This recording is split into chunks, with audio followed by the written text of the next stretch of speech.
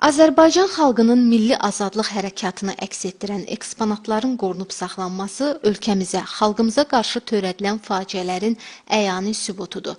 Bu sübutlar muzeylərdə mühafizə olunur. Məsələn, İstiqlal Muzeyinin 5-ci zalı Qarabağa həsr olunub.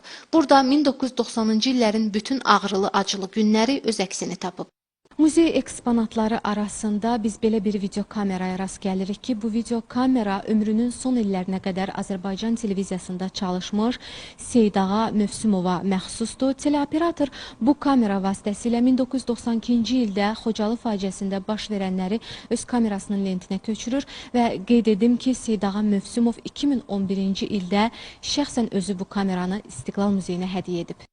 Burada hər eksponatın, hər şəklin öz hekayəsi, hər sənədin öz tarixi var. Tarix isə heç vaxt unudulmur.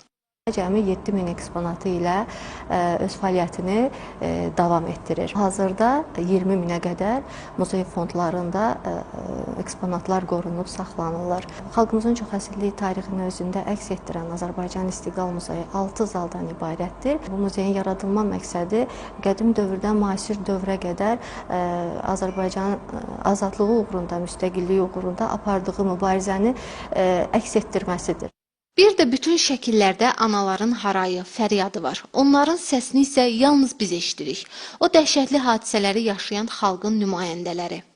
Bakı şəhərindəki ana fəryadı abidəsini bütün dünya tanıyır. Elə İstiqlal Muzeyində də eyni adlı rəsm əsəri var ki, onun müəllifi rəssam Sabir Çopurovdur. Qeyd edim ki, rəsm əsərində heç bir boyadan, fırçadan istifadə edilməyib. Yalnız əllər və barmaqlar vasitəsilə ana fəryadı rəsm əsəri neftlə çəkilib. Qarabağ zalında Xocalı faciəsi ilə yanaşı vətən uğrunda şəhid olan milli qəhrəmanların şəkilləri və şəxsi əşyaları da sərgilənir. Günlar İlqar qızı, Zaur Həşimov, Telesəhər.